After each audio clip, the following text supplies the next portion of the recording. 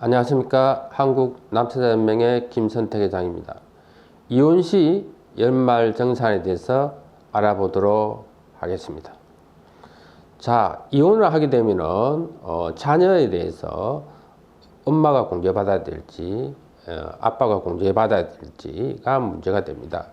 그래서 기본적으로 자녀에 관한 공제 요건은 소득 금액이 100만 원 이하이고 자녀가 20세 이상이면 기본 공제가 됩니다. 자녀는 우리가 따로 살아도 관계가 없습니다. 그리고 여기에 나와 있는 실질적인 요건은 일단 상관이 없다, 이렇게 생각하시면 되겠습니다. 자, 그래서 조금 더 구체적으로 보면은 자녀가 소득 금액이 100만 원 이하이고 나이가 20세 이하라 그러면은 기본 공제하고 이제 부당세 보험료 공제가 됩니다. 예. 그런데 소득 금액은 100만 원 이하인데 나이가 20세를 초과하면은 초과한 우리 자녀 같은 경우에는 그 자녀에 대한 기본 공제, 신용카드 공제, 교육비, 세액 공제가 됩니다. 그러니까 대학생 자녀에 해당되는 거죠. 그리고 의료비 세액 공제 같은 경우에는 소득 요건과 나이 요건에 관계없이 공제되는 항목이다 라고 기억해 두시면 되겠습니다. 자, 그래서 이 내용을 조금 더 우리가 표로 한번 정리해 보면은 표에 나와 있는 것 같은 그 내용입니다. 그래서 소득 금액이 이제 100만 원 이하이고 20세 이하이면은 하여튼 모든 항목에 대해서 공제를 받게 되는 거고 20세를 초과하게 되면은 이제 기본 공제 안 되고 보험료 공제가 안 되고, 그리고 소득 금액이 이제 100만 원이 초과하더라도 20세 이하인 경우 하고 20세를 초과하더라도 공제되는 항목이 두 개가 있습니다. 두 개. 의료비는 소득 금액과 나이에 관계없이 공제되고, 그리고 자녀가 장애인이다 그러면 장애인에 대한 어떤 특수교육비 같은 경우는 소득이나 나이에 관계없이 공제되는 금액입니다. 자, 그런데 이런 이제 부양가족에 관한 우리가 공제 요건이 크게 두 가지가 있습니다. 즉, 기본 공제를 받는 부모가 이 자녀에 관한 이런 항목을 같이 받아야 된다는 거죠. 예. 그래서 기본 공제는 엄마가, 의료비는 아빠가 이렇게 공제가 안 된다는 겁니다. 그리고 또 국세청에서는 또 하나 요건을 제시했는데 돈을 지출한 사람이 받아야 된다는 또 요건을 하나 더 추가를 했습니다. 자, 그래 조금 더 우리가 이혼했을 때 세법 규정을 보면은 일단 보험료나 의료비, 교육비 이 세 개는 이혼을 했을 때 이혼 전에 예를 들면은 이 우리가 보험료 배우자로 위해서 예를 들면 보험료, 의료비, 교육비 아이들도 마찬가지죠. 이런 예를 들면은 비용을 지출하시면은 공제가 되고 이혼 이후에 지출된 것만 공제가 안 된다는 겁니다. 그래서 이제 배우자 공제는 우리가 12월 31일로 기준을 하기 때문에 당연히 이혼하면은 이제 배우자 공제가 안 되고 장인 장모님, 시부모님도 당연히 공제가 안 됩니다. 안 된다는 거죠.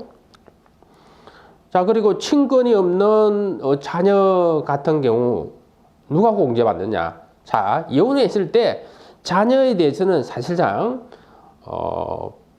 부모가 합의하에 예를 들면 한 사람이 그냥 한 사람만 누구라도 친권 여부에 관계없이 한 사람만 공제를 받으면 됩니다. 이중으로 공제를 받지 않으면 된다는 거죠. 상담 사례를 한번 보도록 하겠습니다. 이혼하고 아들과 딸이 있는데 자녀는 모두 대학생이다. 일단 20세 초과로 가정을 하겠습니다. 아이들의 대학 등록금, 기숙사비, 생활비, 보험료를 이제 아빠가 부담했고 의료비는 엄마가 부담한 상황에서 질문했습니다.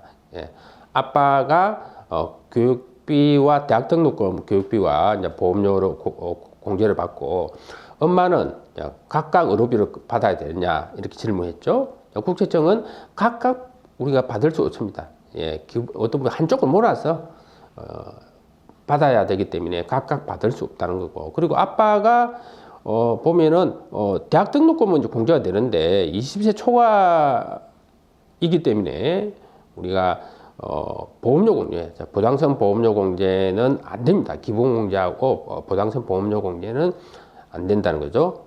그리고 엄마가 부담한 아이 의료비를 아빠가 공제 가능한가?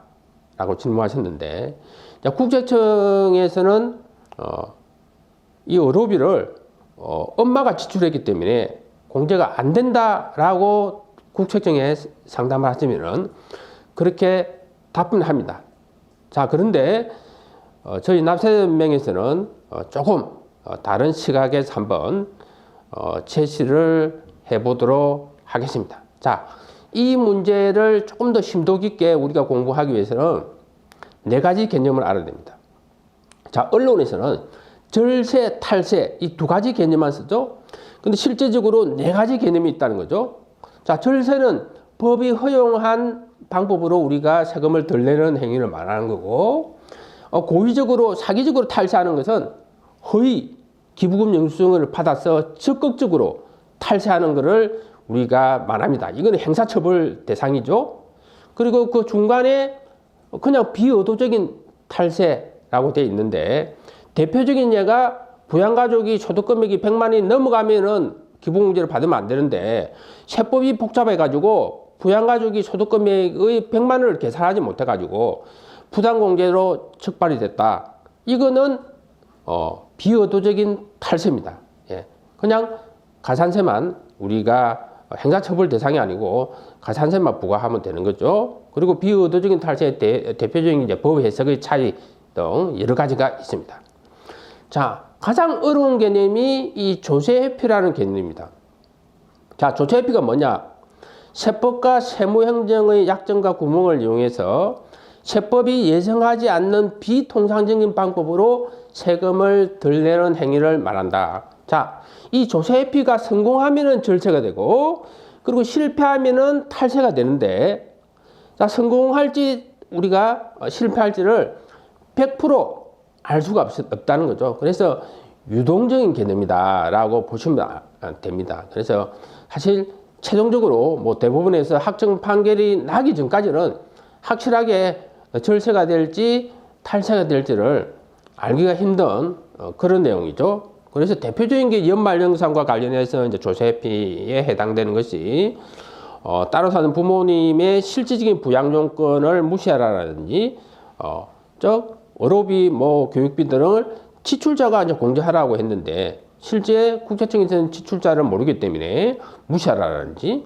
그리고 연말정산에 대해서는 이제 세무조사를 거의 하지 않기 때문에 자동 적발되는 항목만 피해서 뭐 공제받으라, 이런 조세피의 전략을 우리가 말할 수 있는 겁니다. 그래서 이 조세피라는 것은 원래 부자들이 로펌에 이제 자문 받을 때 그 변호사들이 이런 내용에 대해서 세금이 부과됩니까? 라고 했을 때 됩니다, 안 됩니다, 100% 이렇게 답변을 하는 게 아니고, 로펌의 변호사들이 지금 이 현재 상황에서 가능성이 높습니다, 가능성이 낮습니다, 이렇게 확률로 답변하는 그런 내용이 이제 조세피다, 이렇게 이해하시면 될 겁니다. 자, 그래서 우리가 연말정산의 약점과 구멍이 뭐냐는 거죠. 자, 연말정산에 대해서는 거의 세무조사를 하지 않는다.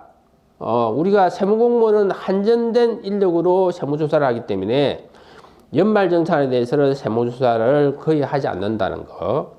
그리고 부당공제 시에도 조금 가산세를 실무적으로 굉장히 10% 내로 굉장히 지금 낮게 부과를 하고 있다, 이렇게 보시면 되겠습니다. 자, 그래서 이 연말정산에 약점과 이 구멍이 있는데, 국세청에서는 이거를 본인들이 알고 있죠. 알고 있지만은 절대 납세자한테 우리가 이야기할 수 없는 내용이죠. 저희 납세자 연맹이라서 이런 심도 깊은 내용을 이야기할 수 있다, 이렇게 보시면 되겠습니다. 그래서 이 조세회피에 대한 대해서 제가 지금 이야기하고 있는 내용을 수학적으로 답이 있는 내용이 아니다는 거죠. 예, 그래서 현재 시점에서 여러 가지 우리가 정황으로 봐서 우리가 공제를 받을 때 다음에 추진 가능성이 높습니다, 낮습니다, 뭐 중간 정도 됩니다. 자, 이렇게 이야기할 수 있다는 거죠. 자, 그런데 이 상황이라는 것은 언제라도 변할 수 있습니다. 예, 어떤 내용에 대해서 조세피가 굉장히 심하다 그러면은 국채청 입장에서는 연말정산에 대해서도 우리가 세무조사를 강화할 수 있습니다. 그거는 항상 상황이 변하면은 우리가 가능성도 변하는 거다라는 것을 이해해 주시면 좋겠습니다. 자, 그래서 이혼 시의 조세피 전략을 보면은 국세청은 개인별로 국민 개인별로 일자별로 우리가 카드 지출 정보를 가지고 있지 않습니다. 예금도 마찬가지죠. 그래서 엄마가 지출했는지 아빠가 지출했는지 사실상 세무조사를 하지 않으면은 알 수가 없고, 그래서 우리가 지출자가 이제 공제받아야 한다는 이 요건을 무시해도 추진 가능성이 아주 낮다 이렇게 자문을 들을 수 있다는 거죠. 그래서 납세명 회장이 뭐 조세피를 적극적으로 하세요 이 이야기는 할 수 없습니다. 현재 상태에서 가능성이 아주 낮다. 유튜브를 보시는 분들이 본인이 판단해서 뭐 받을 수도 있고 안 받을 수도 되죠. 예. 그리고 재혼을 했어요. 전 남편의 자녀에 대해서 현재 남편이 공제받을 수 있냐? 예, 공제가 가능합니다. 자, 그리고 연말정산을 할 때 이혼을 숨기고 싶다. 사실생활에 우리가 관련되는 내용이기 때문에 그래서 연말정산을 할 때 그냥 배우자가 있는 걸로 체크만 하고 배우자 공제를 안 받으면 안 되느냐라는 이제 질문이 있었는데 이거는 그렇게 하시면 됩니다. 전혀 문제가 없다 이렇게 이야기 드릴 수 있습니다.